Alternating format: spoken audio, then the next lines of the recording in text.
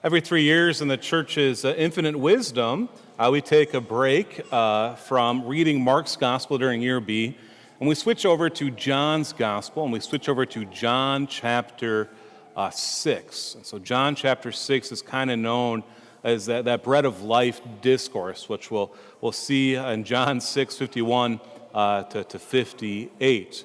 However, today we start with the beginning of John's chapter 6, which, of course, we know this story, the feeding of the 5,000. It's not only in John's gospel we have the feeding of the 5,000, but in every gospel we have the feeding of the 5,000. And so we know it's definitely a miracle that Jesus performed. And it's also important to realize, where did it happen? It states that Jesus went up the mountain, and it was the Jewish feast of Passover was near. Whenever you hear that word Passover, our mind should automatically go to two places. Number one, of course, the Israelites and their slavery in Egypt, but also should go to the Last Supper, because we know that the Last Supper is celebrated during Passover. And so we can already see that connection. And so now, with this Passover coming near, what does Jesus do? Well, he takes the 5 loaves and the 2 fish, and he feeds 5,000 men. This too would also be kind of something people would have known about a little bit ahead of time, because we heard about this in our first reading from the book of Kings. Elisha, the great prophet, takes 20 barley loaves and feeds 100 men. And even then, people were saying, how could 20 barley loaves feed these 100 men? And yet Jesus takes the 5 barley loaves and the 2 fish, and he multiplies them and feeds not only the 5,000 men, but also the women and the children as well. So many scholars think, between 15 and 20,000 people are fed off these 5 loaves and 2 fish. But what that symbolizes as well, we know, is that Jesus doesn't only want to give us that bread back then, doesn't just want to give us that bread, the manna in the desert. He wants to give us himself. He wants to give us himself, and that we can have this bread that's going to give us life eternal. We'll never be hungry again. It'll help us in that Passover from this world to the next. And we'll talk about that more in the upcoming weeks as we do a little deeper dive into the beauty of the Eucharist. But one of the most profound things of the gospel account today, and I think we always get caught up on this one too, which is good, is that this boy, this young man, this boy that was off by himself, we know, so wasn't 3 or 4 years old, but probably sent off by his parents, and we wanted to go see this man named Jesus. What does he do? He gives freely of the 5 loaves and the 2 fish. And so in our own life, we have to think, okay, how can I give freely as well? Think about it. He's the only one there that actually has food with him. So he must have been a Boy Scout or something, always coming prepared. But it wasn't the preparation that we care about so much. It's more about that he gave freely. And even then, Andrew says, what good is this for so many that are here? But Jesus said simply, have the people recline. Jesus can, we know this, he can work miracles.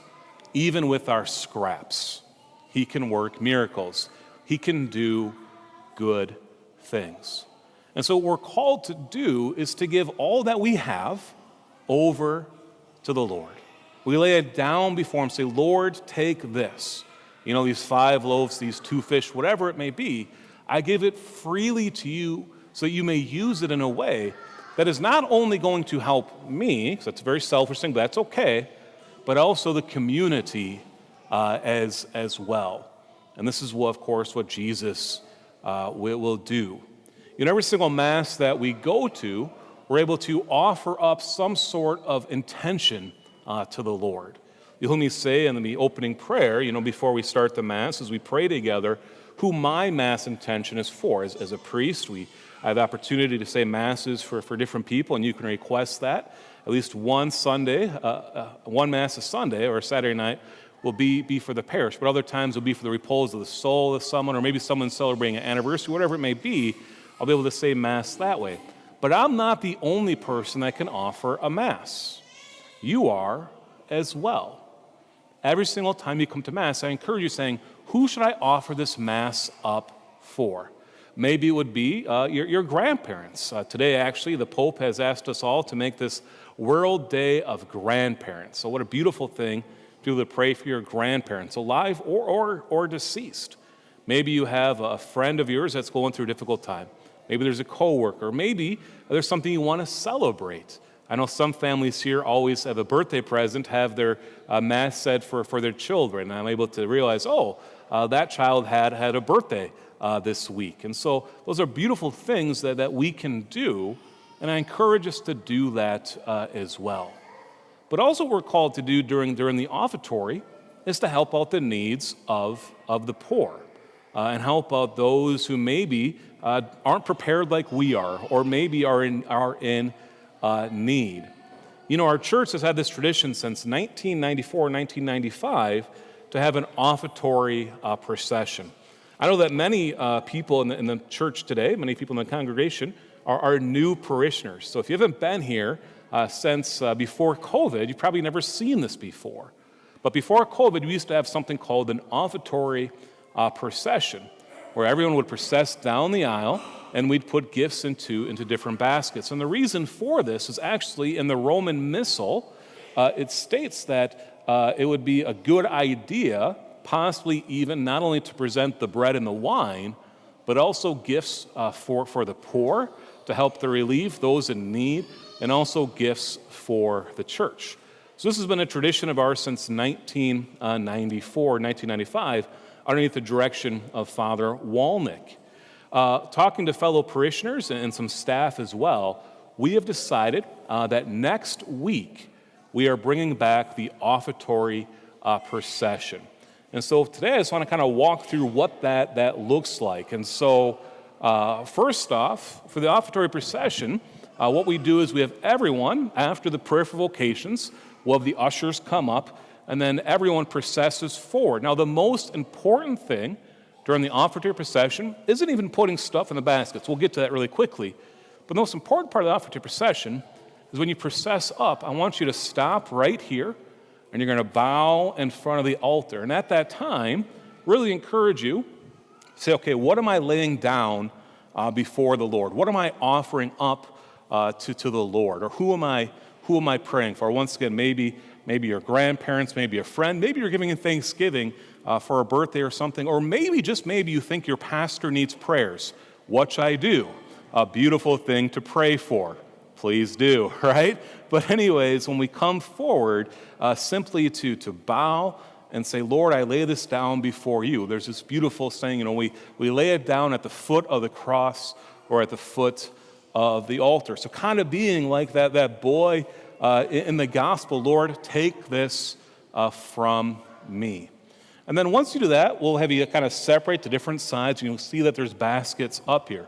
There's 3 different baskets. And once again, the first basket over here, this is for Southwest Options for Women, so a pregnancy center.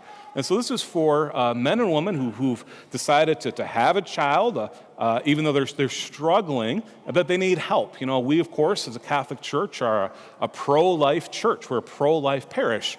But that also means we want to help people and support them. As you know, if you've had children, it's not exactly the cheapest thing in the world, right?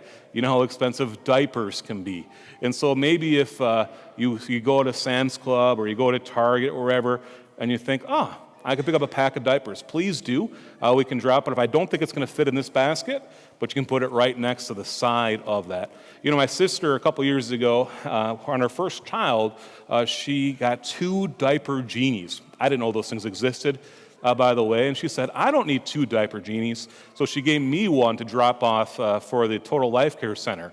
Be honest with you, it was kind of awkward as a priest, having a diaper genie in the back of my truck for a week, but eventually I got it out of there. But once again, diapers, baby wipes, pacifiers, blankets, onesies, or cash is what should go in here, other things like that. The second basket up here, the bigger one, this is for ICA Food Shelf. Once again, you've seen ICA around. This is to help those who need help with food. And so anytime, non-perishable goods or toiletries as well, that's really a big one that they really want help with. And so shampoo, body soap, toilet paper, all those things here as well. Or if you're at Costco and you see the 36-pack of macaroni and cheese, be a great thing to put in here as well.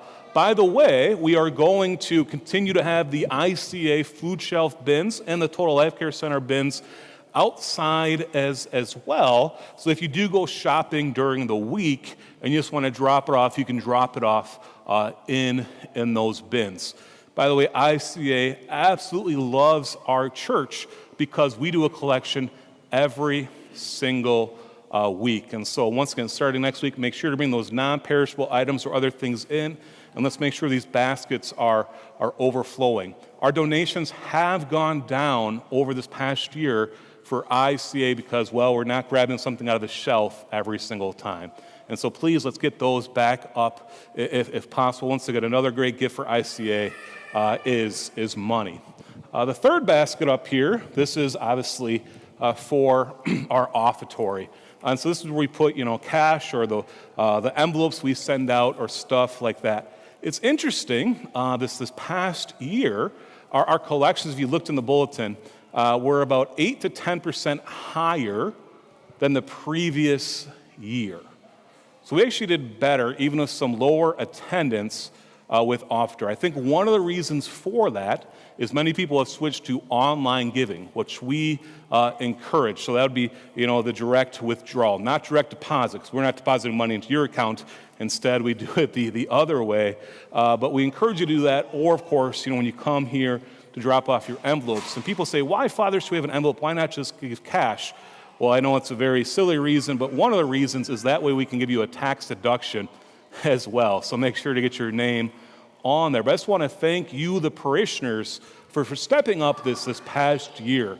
I talked to many fellow pastors and priests, and we're one of the few churches, at least in the state of Minnesota, that our collections have gone up the past year. Many saw about a 5 to 10% decrease.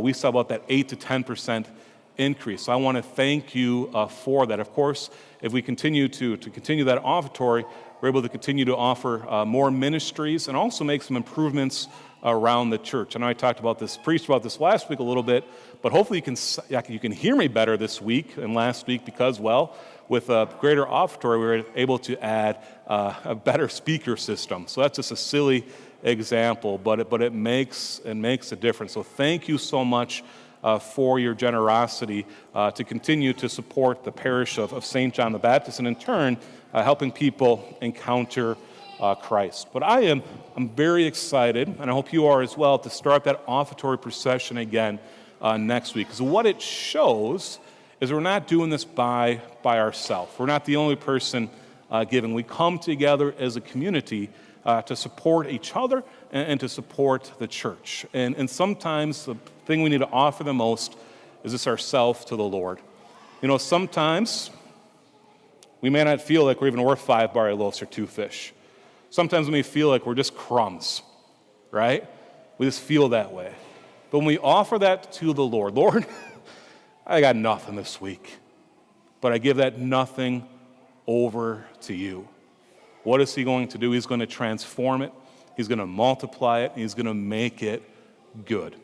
And so let's continue to give what we have freely over to the Lord and let him continue to transform us and transform our parish.